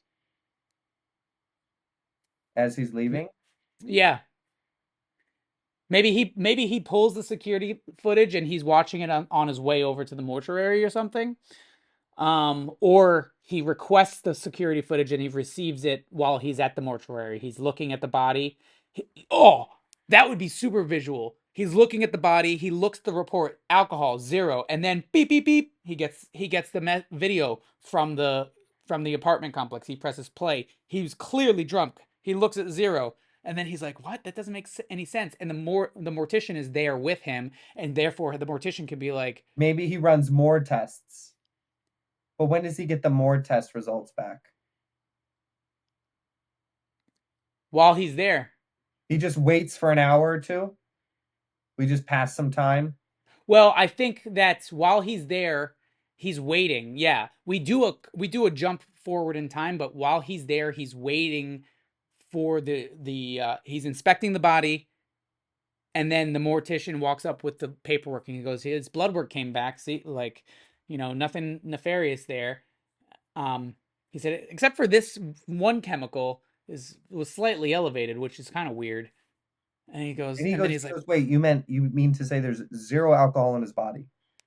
And he shows him and then he gets the video. They both watch the video, and the guy said, and then he points out. He says, "Well, he does have elevated levels of GABA." And then the guy's like, "What the fuck does that mean?" And he goes, "Well, it's a chemical released in the brain, like produced by the brain when you're drunk. But he doesn't have any alcohol in him, so unless his brain thought he was drunk, like, I don't know what to say." And then that's like, oh. And then he like looks over and sees maybe a bio. He takes the card out. He looks at the biotech card, and then we cut to him arriving at biotech, and that's the beginning of Act 2. What do you think? So it would be apartment, hallway outside, apartment office, morgue. And then biotech. He never goes home. The detective? Oh no, because it's that day. It's after the mortician. He goes there late, maybe. Yeah. Ooh, that'd be nice, like nighttime. Yeah, and maybe he works the night shift or something, or maybe he just has no work-life balance because he's getting a divorce. If I was getting a divorce, I would be living in Juan's spare room, and I would be working as much as him. Well, yeah, maybe he says that when he shows up. Maybe maybe he gives the guy a call and he goes, "Yeah, drop by." And it's like 9 p.m. and he's like, "You been home today at all?" And he's like, and maybe he says something out loud or something, like reveals some personal information. Okay, I like that. Okay, let me add it in.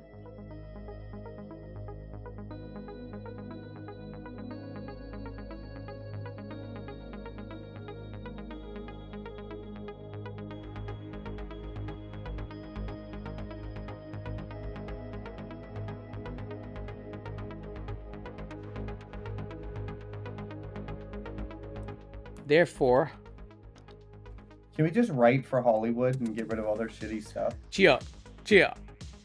But you know that my goal, if that doesn't happen, has always been to open my own little mini corridor crew style studio and have you and all of my other creative friends just working together, making films and getting ad revenue from YouTube. Like, that'd be fucking sick. I'm doing a concept film tomorrow. Really? With my friend Tyler. It's going to be a little motivational call to action, little 1.5 minute, 90 second thing tomorrow. Like a little motivational. I'll read you what I wrote. It's easy to get lost in the luxuries. Laziness is the culture's new religion. But deep down we all know the good times won't last forever. Greatness isn't found in the easy path. It's in the courage to face challenges head on and the focus to turn our dreams into reality. Temporary comforts seduce us, but only leads to the fleeting world of self-satisfaction. Real satisfaction comes from enduring and embracing the struggles that shape us into who we're meant to be. Each of us is untapped, strength and resilience just waiting to be unleashed. Distractions everywhere, ambitions fade, but the grind, the sweat, and the sacrifice. That's where character is built. It's not about rejecting luxury, but about not letting it define us, consume us, infect us. The true essence of greatness lies within that exact moment when you have the choice between satisfying your flesh or pushing the world forward with your courage, spirit, and skill. I know where I'm going. Do you? What are you gonna film? Is that gonna be all voiceover? Yeah, it's gonna be all VO, and it's just gonna be him hanging out with his buddies in Hillcrest. That's pretty cool. Yeah. I like that. I love the messaging. Yeah, it's gonna be working out. I may get shots of like one of my friends doing jujitsu, another guy at the gun range, just like really masculine, intense, black and white. So it's very art house.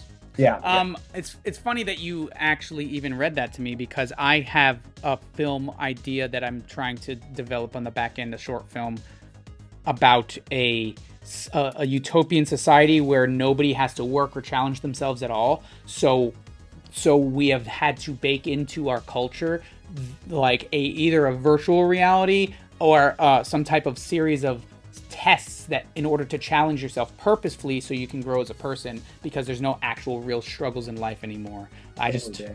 Yeah. That's yeah. But I don't know where it would go from there. That's just the idea, you know?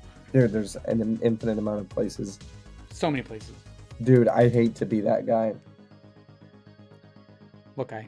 I could remember what we have going. You can finish it, or we can pick up where we left off.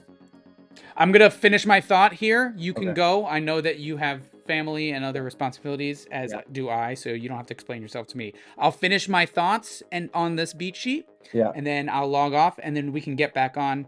Yeah, and I'll have this open, so I'll see where you got to. Okay, sweet. Okay, dude, thanks, brother. Success.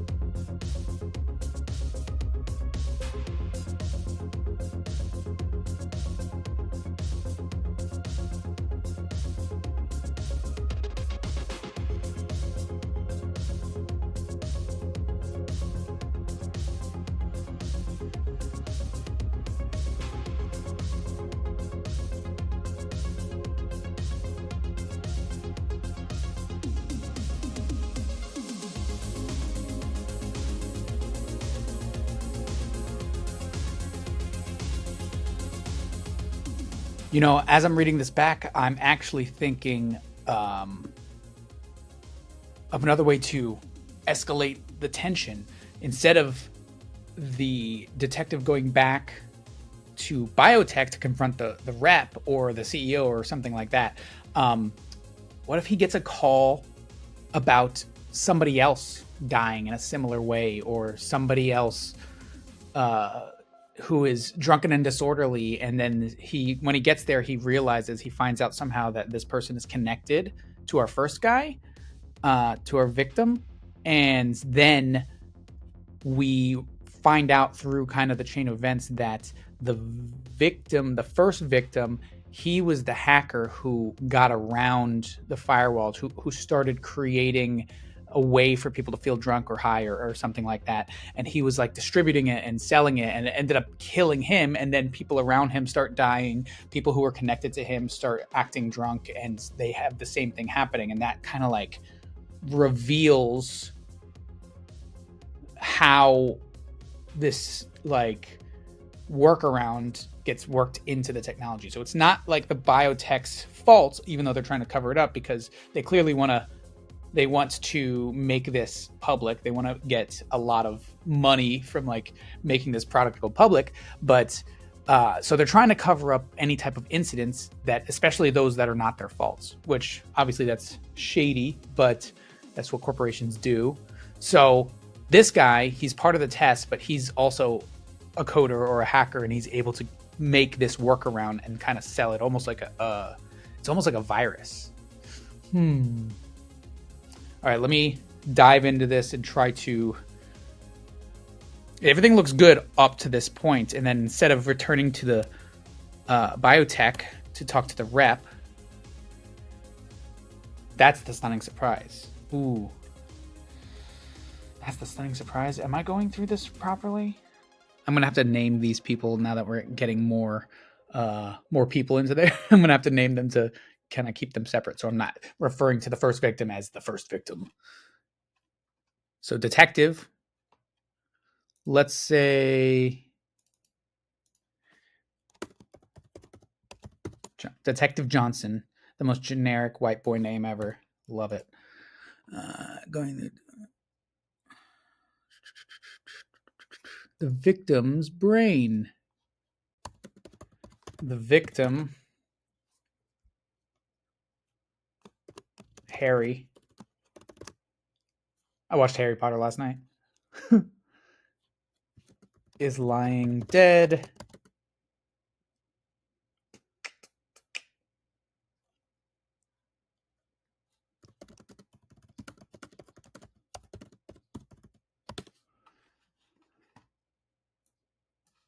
He's lying dead in a pool of his own blood. Okay, so now let's go back down here. We have Harry, biotech representative. We're going to call him Killian. Okay, so we know that Johnson's going through a divorce, so he's kind of like disenfranchised.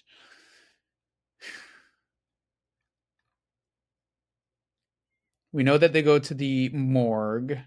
So this might, like, these points in my generic outline might not translate perfectly to this, like, breakdown. So I'm just going to kind of stay down here for now. We see the victim. What do we call him? Harry. Drunk in his house. He falls and hits his head. Slam cut to Detective Johnson. In his vehicle, he looks exhausted. He doesn't have coffee. He pops some Advil. Kids throw a water balloon in his car and wakes him up. Okay. He walks inside the crime. That's just like cherry on top of his bad day. He walks inside the crime scene, begins his investigation. Biotech rep, Killian, is removing an implant from the victim's skull. That's Johnson. Johnson stops the rep. There's an exchange. He begins to get angry. The rep assures him that they have all the data they need to conclude this was an accident. He says that he will share all of the data with him. He gives the detective his card. So the detective stays at the crime scene. Johnson stays at the crime scene, does a basic investigation. He finds no sign of foul play, no sign of alcohol or drugs in the apartment, nothing out of the ordinary. Therefore, he leaves the apartment to head towards the morgue, but he runs into the neighbor who reveals the victim was drunk. The victim was Harry. Harry was drunk the night of his death. Johnson gets the security footage and examines the body, running blood tests at the morgue. Okay. But he was completely sober. Therefore, Johnson calls his chief to update him on the case. But Chief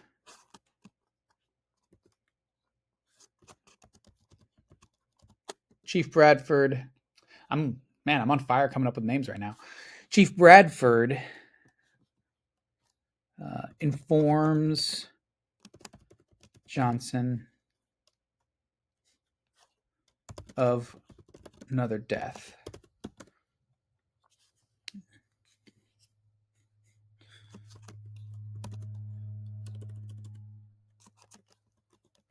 A person was acting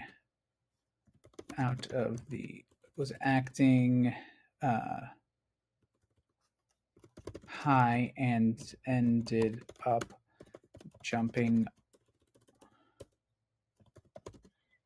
off the 6th or like whatever top floor of their apartment. Therefore, Johnson heads to the new crime scene.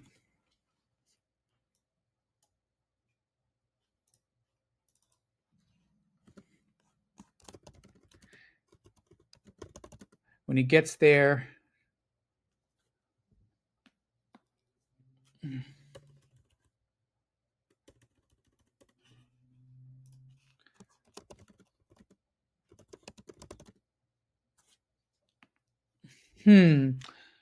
I just thought of something. What if we made him an alcoholic? Which I think it would be ironic because he's maybe taking swigs of his thing, and then he's finding out like these people are dying because of their inebriation, but it's not even because they're drunk or high or whatever. It's because of the way that it makes the brain act. So it's like when you think of people who are alcoholics, it ruins their body, right? It completely kills them from the inside. But I guess if you could be drunk all the time without it ruining your body, would you do it? And if you would, then would it ruin your brain? Well, I mean, studies say yes. So I think that would be actually really ironic. Okay. He looks exhausted, doesn't have coffee. He pops some Advil and takes out a flask to wash it down. He is an alcoholic. Okay. This is getting deeper. Daniel had to leave, and then it gets deeper. Love you, Daniel. When he gets there, Killian, whoa, he bumps into Killian, leaving the crime scene. Therefore, obviously, Johnson has words with Killian, questions why he is there.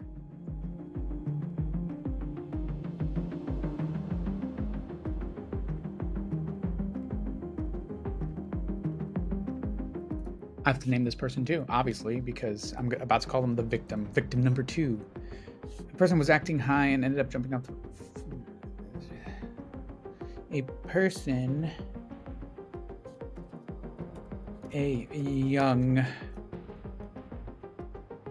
woman, which is another red flag because women, I guess, statistically don't kill themselves like that or like get all riley. Like statistically, women, if they're going to kill themselves, they do it quietly and like with pills or something like that. They're not like, whereas men are like, let me take the most efficient route. Like, I don't know why I'm talking about that subject. I'm going to get demonetized.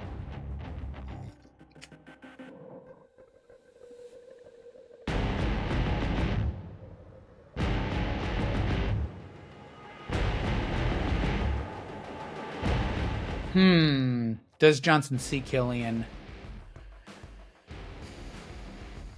before he examines the body? He sees Killian after he investigates the body. I think that makes more sense.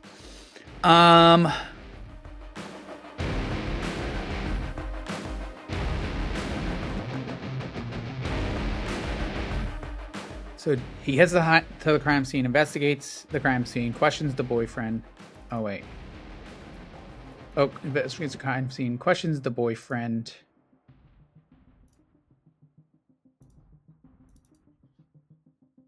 How did we explain how they take the neuro thing out of the person's brain? He begins. Removing the implant from the victim's skull. So from the top of the skull, maybe it's like a suction cup of some sort. Okay, so then the boy. Okay, so then she was an athlete. Wait. He investigates the crime scene, noticing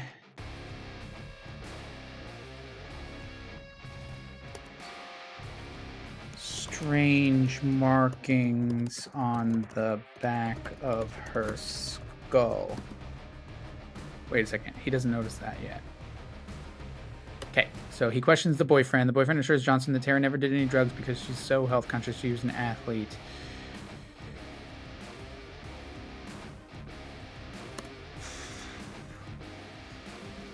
Therefore, Johnson glances down at the body again, noticing that there is a strange marking on the back of the skull. Same markings that were made by Killian on Harry's. Oops. Skill. On Harry's head. But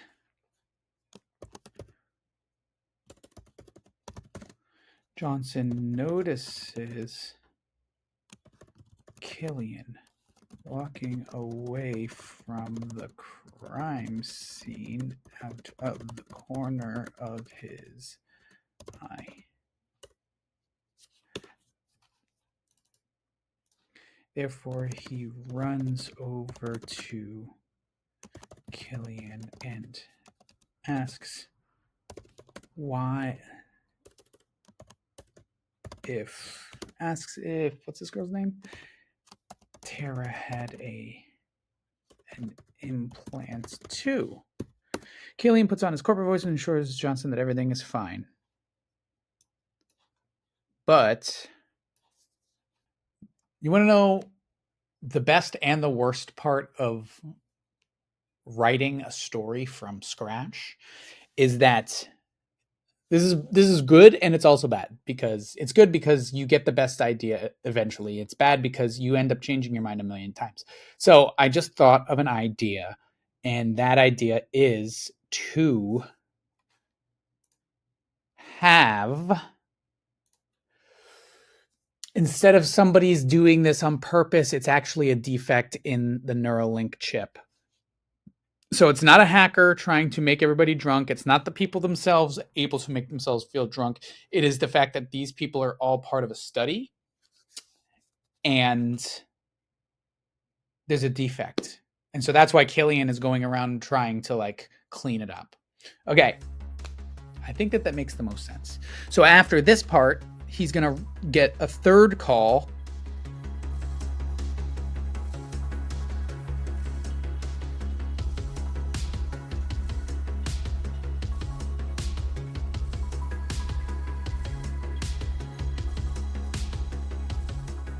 So Johnson gets a call from Chief Bradford. He tells him that there's somebody acting drunken and disorderly. Johnson begins to leave the crime scene, but then he notices Killian taking a call and rushing out of the crime scene as well. And now Johnson pulls away, heading to the new crime scene, but he notices Killian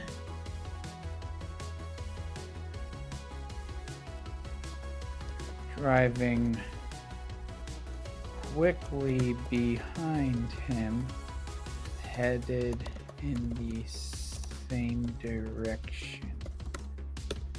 Therefore, there is a race to get to the drunk person.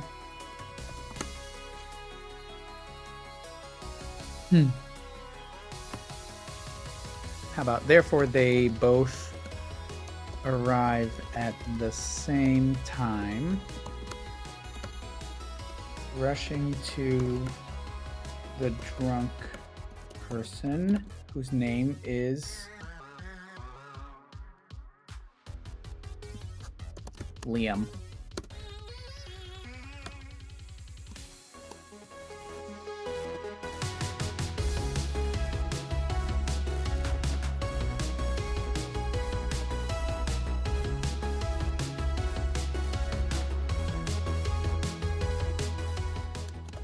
Liam says yes to Killian and begins going with him. But Johnson insists that Liam comes with him back to the precinct.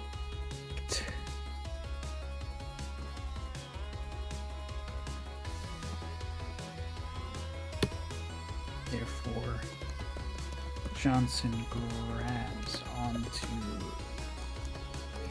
and there is a commotion. But suddenly, Johnson is shot. But suddenly, Killian grabs. Wait a second. Okay. Johnson grabs onto Liam and pushes Killian out of the way. Liam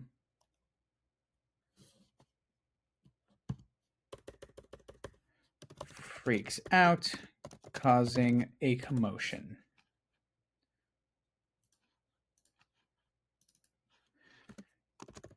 Killian glances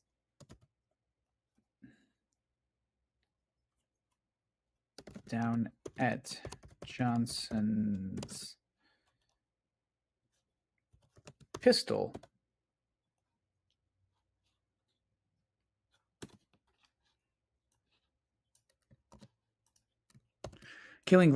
Okay, so Johnson grabs onto Liam and pushes Killian out of the way. Liam freaks out, causing commotion, but Killian glances down at Johnson's pistol.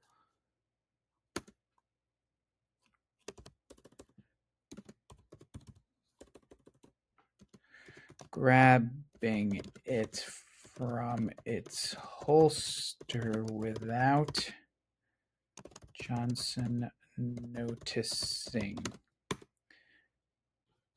Then, okay, we're almost done. We're almost there. Got a conclusion. Then Killian raises the pistol and shoots Johnson in the back. Okay, hold on. But suddenly Johnson is shot in the back by Killian. Obviously, we're going to have Liam is in shock.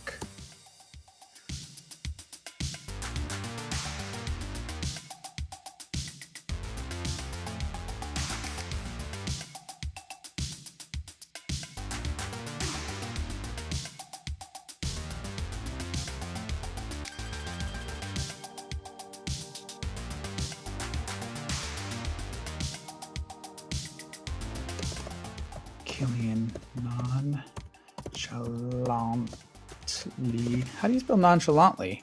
Nonchalant? Did I get that right? There's no way I spelled nonchalant right.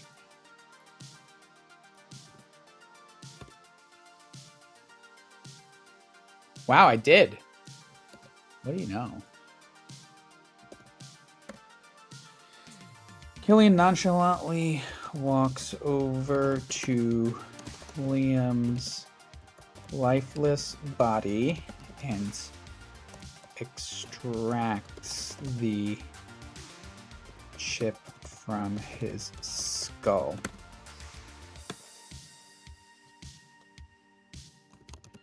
His phone rings. He answers. Or maybe this is the end. He proceeds to make a call. We hear him say,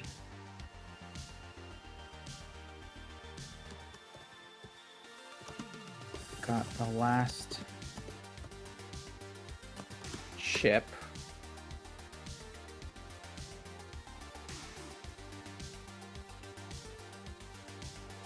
But a voice from the phone asks the detective?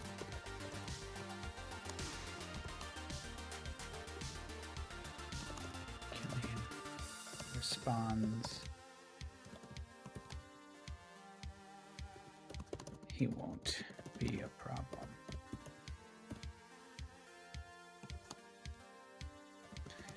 And walks off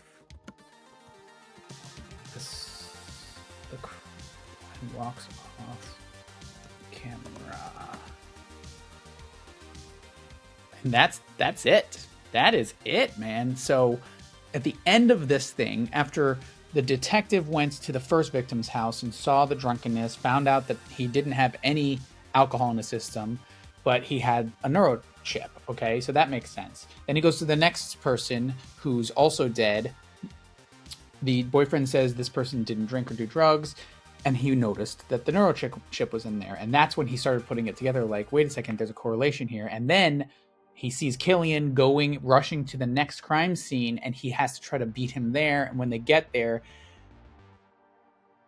Johnson tries to de-escalate the situation, but it doesn't work because Killian ends up deciding it's too risky to continue to let Johnson investigate. So he shoots Johnson, wipes the gun off, puts it in Liam's hand, and then terminates Liam with the chip using his tablet, takes the chip out of his brain, and then leaves. So this really, I mean, it got a little bit complicated. It got a little bit bigger than we were originally anticipating. But in the next episode, I think when we get back into like the nitty gritty and really break this down a little bit more, I think that I'll be able to simplify it a little bit. So stay tuned in the next episode where I'm going to take this outline and translate it into the first draft of the screenplay. Thanks for sticking around. If you got value from this, if you like these stories and you like seeing a little glimpse behind the scenes of how the writing process works, please hit the like button, subscribe, and share this video and this channel around because we're trying to build something great here. So thanks again, and we'll see you next time.